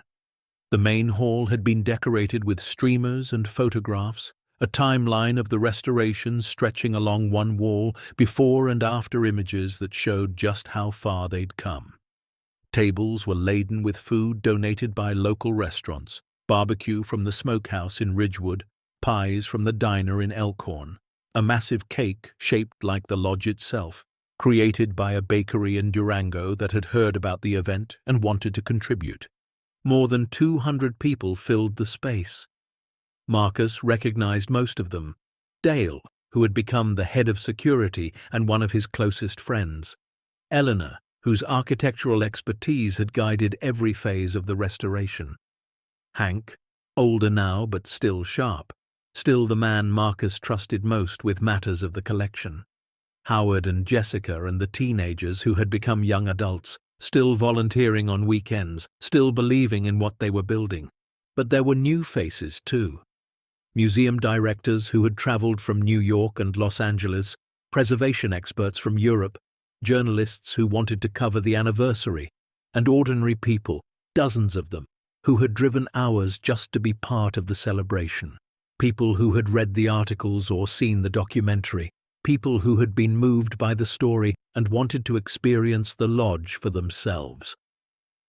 Marcus stood at the front of the room, feeling the weight of all those eyes, all those expectations. Public speaking had never come naturally to him. He was a man who worked with his hands, who expressed himself through action rather than words. But he had learned over the past 2 years that sometimes words were necessary. Sometimes you had to speak the truth out loud for it to become real. 2 years ago, he began, his voice carrying through the hushed room, I stood in this hall surrounded by dust and shadows and broken dreams. I had just lost my wife. I was barely holding on, and I had inherited something I didn't understand. A building everyone said was worthless, a secret everyone said was impossible. He paused, looking out at the faces before him. But here's what I've learned since then. Nothing worthwhile is ever easy. Nothing that matters comes without a fight. And the things that seem impossible, those are usually the things most worth doing. He gestured to the room around them, the restored beams, the gleaming floors, the warmth and light that had replaced cold and darkness. This place wasn't built by me. It was built by everyone in this room. By Dale, who showed up on the first day and never left. By Eleanor, who saw what this building could become before anyone else did. By Hank, who believed in me when I wasn't sure I believed in myself. By every volunteer who swung a hammer, every donor who wrote a check, every visitor who walked through those doors and left believing that beautiful things are worth preserving. His throat tightened, but he pushed through. My Uncle Walter spent 50 years hiding this collection, protecting it from people who would have destroyed it or sold it off piece by piece. He chose to be alone so that he could be a guardian. And for a long time, I didn't understand that choice. I thought he was just a hermit, a recluse, a man who had given up on the world. Marcus shook his head slowly. But now I know the truth. Walter wasn't giving up on the world. He was waiting for the world to be ready. He was waiting for the right moment, the right person, the right circumstances to bring what he'd built into the light. He took a breath. I'm not sure I'm the right person. I'm still just a handyman who got lucky, but I'm trying my best to honor what he created. And I couldn't do it without all of you. Applause filled the room, warm and sustained. Marcus felt heat rise to his face. He had never been comfortable with praise, but he let it wash over him, accepting it not for himself, but for everyone who had made this possible. Then he stepped aside and gestured to the small figure waiting at the edge of the stage. Now I'd like to introduce someone who matters more to me than anything else in this world. Someone who has been part of this journey from the very beginning, even when she didn't know it. My daughter, Lily. Lily walked to the microphone on legs that only trembled slightly. She was wearing the dress they'd bought together in Denver, blue with white flowers, her mother's favorite colors. Her hands gripped a small piece of paper, notes she'd written the night before, but Marcus could see she wasn't reading from them. She was speaking from somewhere deeper. "Hi," Lily said, her voice small but clear. "I'm Lily, and 2 years ago, I was really sad." The room went silent. Even the staff members who had been moving in the background stopped to listen. "My mum died when I was 7, and after that, everything was hard. My dad worked all the time, and we didn't have much money, and I used to pray every night for something good to happen, something that would make things better." She paused, looking down at her notes, then back up at the crowd. "Then we found this place, and at first I thought it was just an old building, but then Daddy showed me what was underneath, all those cars and paintings and beautiful things, and he told me that someone had spent their whole life protecting them, waiting for us." Marcus felt tears building behind his eyes. He didn't try to stop them. "I used to think that when people died, they were just gone. But now, I don't think that's true. I think my great-great-uncle Walter is still here, in the walls and the floors and all the things he saved. And I think my mom is here too, watching us, happy that we found a place where we belong."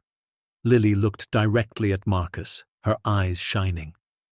"My dad says that the best way to honor someone you've lost is to keep building, to keep making things better, to not give up even when everything is hard."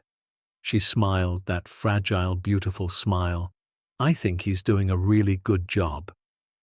The applause that followed was different from before, softer, more emotional, punctuated by sniffles and the sound of people reaching for tissues. Marcus crossed to Lily and wrapped her in his arms, holding her tight, whispering in her ear, "You did amazing, baby. You did so amazing."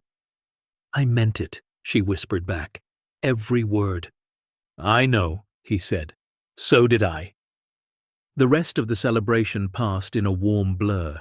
Marcus shook hands with what felt like hundreds of people, accepted congratulations and well wishes, posed for photographs in front of the displays. He gave tours of the vault to visitors who hadn't seen it before, watched their faces transform as they descended into the underground chamber and saw the cars gleaming under carefully positioned lights. He answered questions from journalists, deflected requests for interviews, promised to consider proposals that he would probably decline. But throughout it all, part of his mind was elsewhere. In a quiet corner of his heart, he was thinking about Sarah, about the trips they'd never taken, the dreams they'd never fulfilled, the life they'd planned that had been cut short by cells that multiplied without mercy. He was thinking about the night she died, her hand in his, her voice barely a whisper. "Don't let her forget how to dream, Marcus. Promise me." He had promised, and for 2 years he had fought to keep that promise, not just for Lily, but for himself. Because somewhere along the way he had realized that grief wasn't the opposite of love. Grief was love with nowhere to go, and the only way to survive it was to find somewhere new to direct that love, somewhere it could grow instead of decay. The Heritage Center was that place. The collection, the volunteers, the programs, the visitors, all of it was an act of love, extended outward into a world that desperately needed it. Every child who learned to restore a piece of furniture, every veteran who found purpose in woodworking, every family who stood before the cars and marveled at what human hands could create, they were all part of the same tapestry, woven from threads of loss and hope and stubborn determination. As the afternoon faded into evening, the crowd gradually thinned. The caterers packed up their equipment, the decorations came down, the staff began the process of returning the main hall to its normal state. Marcus stood by the window again, watching the last visitors drive away, their headlights cutting through the early darkness. "Hell of a day." He turned to see Dale approaching, 2 bottles of beer in his hands. The veteran offered one to Marcus, who accepted it gratefully. "Hell of a day," Marcus agreed. They stood in comfortable silence for a moment, watching the snow fall, listening to the lodge settle around them. "You know," Dale said eventually, "when I first showed up here, I thought I was just looking for something to do, a way to pass the time until whatever came next. And now," Dale took a long pull from his beer, "now I think this might be the most important thing I've ever been part of. More important than anything I did in the military. More important than anything I thought I'd do with my life." He looked at Marcus, his eyes serious. "You built something real here, boss. Something that matters." Marcus shook his head. "We built it, all of us." "Yeah, but you're the one who didn't run. You're the one who stood up when they tried to take it from you." Dale's voice dropped. "I've seen a lot of people break, Marcus. In combat, in life. When things get hard, most people find a reason to quit. But you didn't, and that's not nothing." Marcus didn't know what to say to that. He had never thought of himself as brave or exceptional.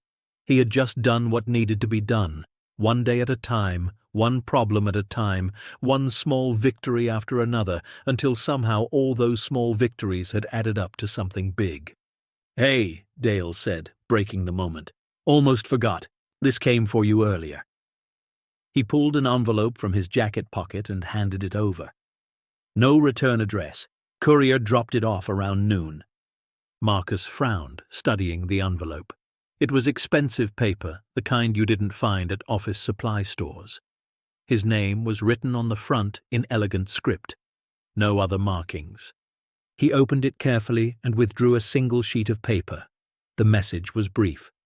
"Mr. Cole, 3 years ago, I made you an offer that you refused. I thought you were a fool. I thought you were throwing away the opportunity of a lifetime.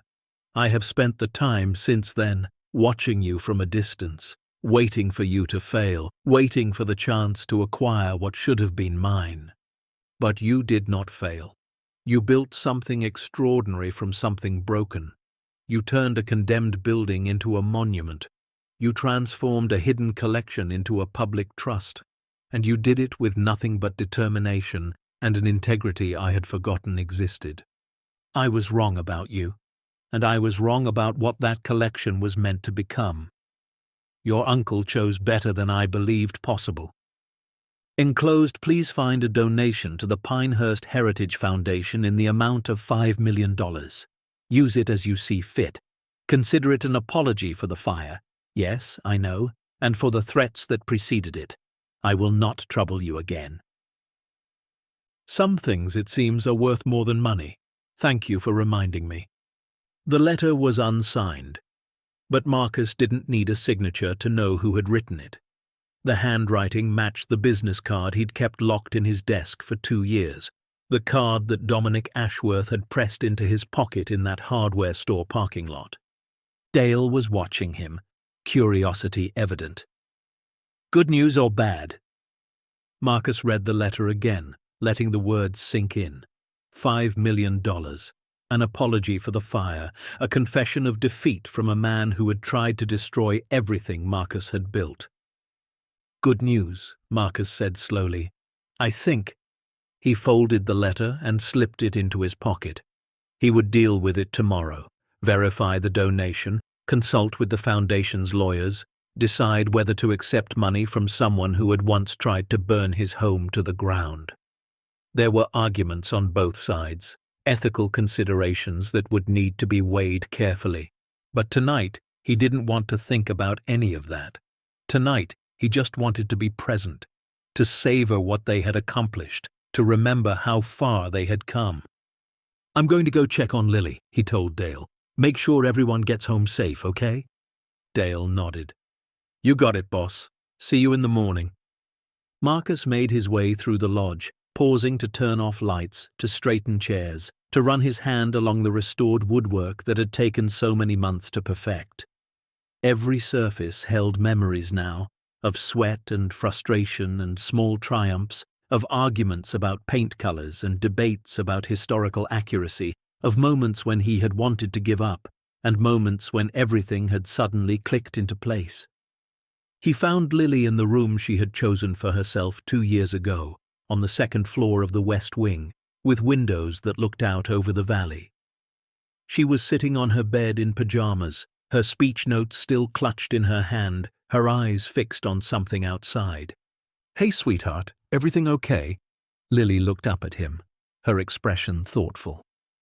Daddy, do you think great-great-uncle Walter is happy about what we did with his collection? Marcus sat down on the edge of her bed, considering the question. I think so. In his journal, he wrote that he wanted someone to bring the collection into the light, to share it with the world. That's what we did. But he kept it secret for so long. What if he didn't really want people to see it? What if he just said that because he knew he was dying? Marcus was quiet for a moment. It was a fair question, one he had asked himself more than once. Walter had spent 50 years hiding in the mountains, protecting his treasures from the world. Was it right to undo all of that?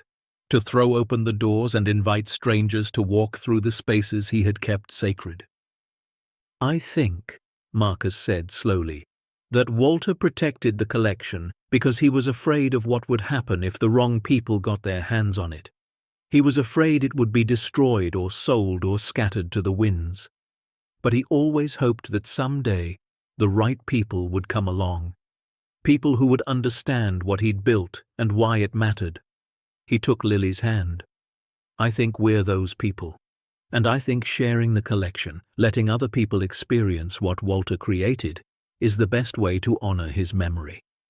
Lily nodded slowly, processing this. Like how we share stories about Mum, so she doesn't get forgotten. Marcus's throat tightened. Exactly like that. They sat together in comfortable silence, father and daughter, watching the snow fall outside the window. The valley below was dark, the only lights coming from the lodge itself, a beacon in the wilderness, just as Walter had once described it in his journal. Daddy? Lily said eventually. Yes, sweetheart. I'm glad we found this place. I'm glad you didn't sell it. Marcus pulled her close, kissing the top of her head. Me too, baby. Me too. Later that night, after Lily had fallen asleep, Marcus made his way down to the vault. The regular lights were off, but soft emergency lighting cast a gentle glow over the collection, picking out the curves of the cars, the gleam of gold, the texture of canvas. He walked slowly through the chamber, touching nothing, simply existing in the space that had changed his life. 2 years ago, He had descended these same stairs in the dark, terrified and hopeful in equal measure. He had been a broken man then, held together by obligation and habit, going through the motions of life without really living it. Now he was different. Not healed. He wasn't sure you ever really healed from losing someone you loved, but transformed. The grief was still there, a permanent resident in the corner of his heart. But it had been joined by other things: purpose, pride, connection, joy. The weight hadn't disappeared. It had just been balanced by other weights, distributed more evenly, made bearable by the presence of people and work and meaning. He stopped in front of the Ferrari, the first car he had seen when he pulled back that dusty tarp 2 years ago. It was beautiful, objectively and undeniably beautiful, a masterpiece of engineering and design that represented the pinnacle of what humans could create when they devoted themselves to excellence. But that wasn't why it mattered to Marcus. It mattered because Walter had protected it, because someone had spent 50 years ensuring that this machine, this work of art, would survive long enough to be experienced by people who hadn't even been born when it was built. It mattered because preservation was an act of love, a declaration that beauty was worth fighting for, that history was worth remembering, that the future deserved to inherit the best of the past. Marcus reached into his pocket and pulled out the iron key that had started everything. The key Pemberton had given him in that cramped office, the key that had opened the hatch in the basement, the key that had unlocked not just a door, but an entire new life. He had carried it with him every day since, a reminder of where he came from and what he was building toward. He walked to the far end of the chamber, where Walter's mahogany desk still sat in its alcove. On the wall behind the desk, they had installed a small display, the leather journal, open to the first page, protected by glass, the photograph of Walter as a young man standing beside the lodge in its glory days, and a brass plaque with a quote from the final entry: "The greatest treasures are not the things we own, but the people we love and the legacy we leave behind." Marcus placed his hand on the glass, feeling the cool surface beneath his palm. "We did it," he said softly. "Everything you hoped for, everything you dreamed, it's real now. People come from all over the world to see what you built. Children are learning to create. Veterans are finding purpose. Families are making memories." He took a shaky breath. "I don't know if this is what you imagined. I don't know if I'm doing it right, but I'm trying. Every day, I'm trying." The chamber was silent. No voice answered from beyond the grave. No sign appeared to confirm that Walter had heard. But somehow, standing in the space that one man had devoted his life to creating, Marcus felt something like peace settle over him. He had been chosen. Not because he was special or talented or worthy, but because he was stubborn enough to stay and brave enough to build. That was enough. It had to be enough. He climbed back up the stairs and emerged into the main hall. Through the windows, he could see the first pale light of dawn beginning to touch the mountains, painting the snow with shades of pink and gold. A new day was coming, bringing new visitors, new challenges, new opportunities to do better than the day before.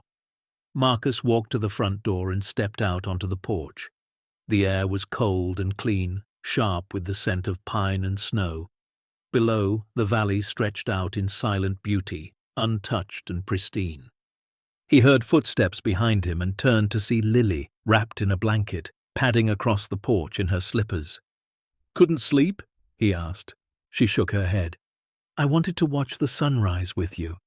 They stood together at the railing, father and daughter, watching the light grow stronger over the mountains. The lodge rose behind them, solid and restored, a testament to what could be built when people refused to give up. "Daddy," Lily said. "Yeah? Do you think Mum would have liked this, really?" Marcus thought about Sarah, her laugh, her warmth, her stubborn belief that good things were possible if you worked hard enough and hoped hard enough. He thought about the trips they'd planned, the dreams they'd shared, the life they'd wanted to build together. "You know what?" he said. "I don't just think she would have liked it. I think she helped us find it." Lily looked up at him, curious. "How?" Marcus smiled, feeling the truth of it settle into his bones. "Because your mum always believed that everything happens for a reason, even the hard things, even the things that break your heart." He put his arm around Lily, pulling her close. "She believed that if you keep going, if you don't give up, eventually you'll find your way to where you're supposed to be. And this is where we're supposed to be?" Marcus looked at the lodge, at the restored walls and gleaming windows, at the sign that bore their family name, at the valley below that had become their home. He thought about the chamber beneath their feet, holding treasures that would inspire generations. He thought about the people who would come here today and tomorrow and next year and beyond, carrying away something more valuable than gold or paintings or vintage cars. "Yeah," he said softly. "This is exactly where we're supposed to be." They watched the sun rise together, the snow sparkling like diamonds in the growing light, the mountains standing eternal against the brightening sky. Somewhere in the distance, a car engine rumbled, the first visitors of the day already making their way up the winding road. A new day was beginning, and Marcus Cole, the handyman who had inherited an impossible treasure and built something extraordinary from the ruins, was ready to meet it. Because that's what you do when you've been given a second chance. You don't waste it, you don't hide from it. You stand in the light and you build, one day at a time, one bolt at a time, one small act of love at a time. Until somehow, miraculously, impossibly, you've created something that will outlast you. Something worth protecting, something worth remembering, something that proves once and for all that broken things can become beautiful again. Anyone can rebuild from ruin if they are stubborn enough to stay and brave enough to believe that the best is still ahead. As the morning light warmed the restored walls of Pinehurst Heritage Lodge, Marcus Cole took his daughter's hand and walked back inside. The visitors would be arriving soon, eager to experience the treasures beneath the mountain, hungry for the story of a man who had protected beauty for 50 years and the father who had brought it into the light. But that was what this place was for now, not hiding, but sharing. Not protecting through secrecy, but preserving through connection. The widowed handyman who once struggled to pay rent had become the guardian of $250 million worth of history. More importantly, he had become the builder of something that money couldn't measure, a legacy of hope, restoration, and the unshakable belief that even the most broken things deserve a second chance. Because for Marcus, for Lily, and for everyone who would walk through those doors in the years to come, this wasn't just a museum. It wasn't just a collection. It was proof that grief could become purpose, that loss could become love, and that one man's hidden treasure could light the way for generations. The snow kept falling, the lodge kept standing, and the story kept growing, one visitor at a time, one life touched at a time, one small miracle at a time, just the way Walter would have wanted it. The end. Up next, 2 more powerful stories of hope, heart, and hidden treasure are waiting for you. Click now to keep exploring, and don't forget to hit subscribe if you believe that broken things can still become beautiful.